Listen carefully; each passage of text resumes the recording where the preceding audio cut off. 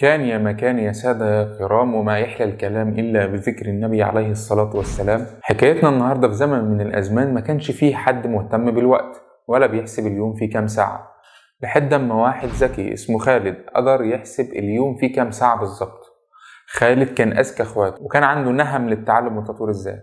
خالد قدر يحسب إن اليوم العادي للناس كلهم 24 ساعة، ولكن اليوم بتاعه 23 ساعة بس. هنتكلم في الفيديو ده عن أسطورة إيجاد الوقت.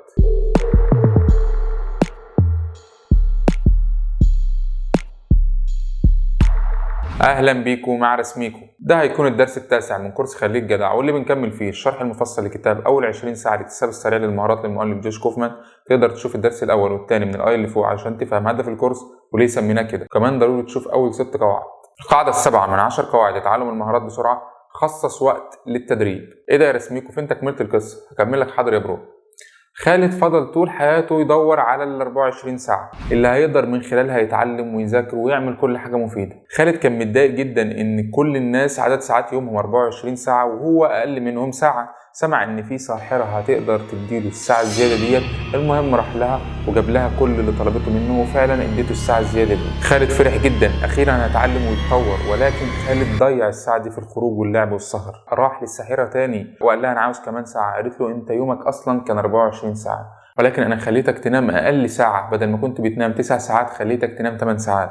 مفيش حاجة اسمها مخزون وقت اضافي يا خالد. عشان تلاقي وقت لاي حاجة لازم تخصص وقت من الوقت اللي بتقضيه في اللعب والسهر. وقالت له انك تلاقي وقت مجرد اسطورة، وقتك ده يا خالد هو حياتك. حتى انت يا خالد فاني. تعالى كده يا برو نحسبها بالورقه والقلم. يومنا بيتكون من 24 ساعه، من 8 ل 7 ساعات دول نوم مش هنقدر نيجي جنبهم عشان صحتنا تبقى كويسه. 8 ل 10 ساعات شغل ودول كمان مش هنقدر نيجي جنبهم. 8 ساعات الباقيين لو عاوز تتعلم، لو عاوز تخرج مع اصحابك، او عاوز تلعب كوره او جيمز، او تتفرج على افلام ومسلسلات، لو عاوز تعمل اي حاجه في حياتك بيكون في ال8 ساعات الاخيره دول اللي فيهم باقي حياتنا. المشكله بقى بتحصل يا برو لما نحاول نضيف اي حاجه لل8 ساعات دي بدون ما نشيل منها اي حاجه. يعني بنحاول نلاقي وقت نتعلم فيه واحنا وقتنا بيضيع اصلا في نشاطات تانية مش عاوزين نسيبها. طيب ازاي هتلاقي وقت؟ في ناس دايما على لسانها هعمل الحاجه ديت لما الاقي وقت. لكل الناس اللي بتقول الكلمه دي، صدقني مش هتلاقي وقت لاي حاجه. عشان تلاقي وقت لاي حاجه لازم تخصص وقت. يعني ايه تخصص وقت؟ يعني تشيل الحاجات الاقل اهميه اللي بتاخد جزء كبير من وقتك،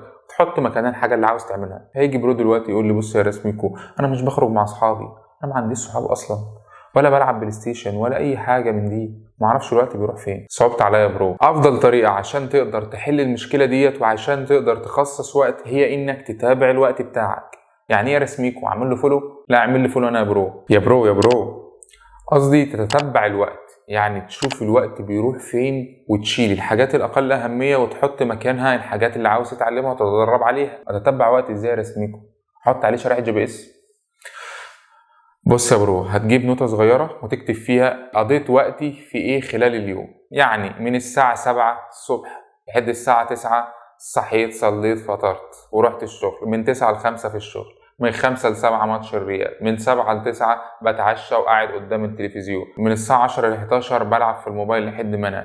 وهكذا تتبع الوقت. وصدقني خلال يومك هتلاقي عندك حاجات مش مهمة خد وقت كبير منك، ولما تشيل الحاجات ديت وتحط مكانها وقت التدريب على المهارة، وكل لما تخصص وقت للتدريب أطول هيقل الوقت الإجمالي عشان تتعلم المهارة دي.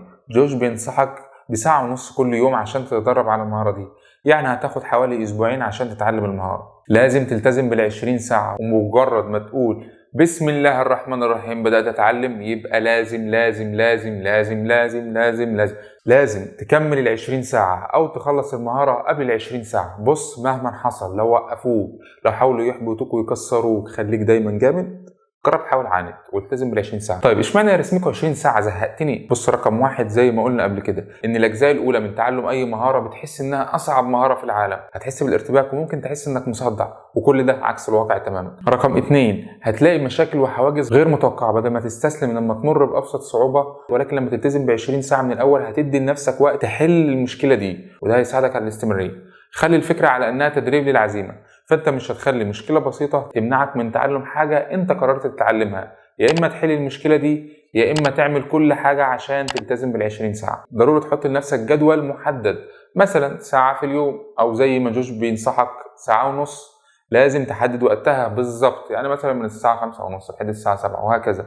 مش شرط انك تتدرب كل يوم، ولكن المهم انك تحط جدول وتلتزم بيه. اوعى تسيب التعلم للظروف وللمزاج. المقولة بتاعت النهاردة بتقول: الوقت هو أكثر ما نريد وأكثر ما نستخدمه هو الأسوأ. عاوز تعرف يا برو الوقت بتاعك بيروح فين؟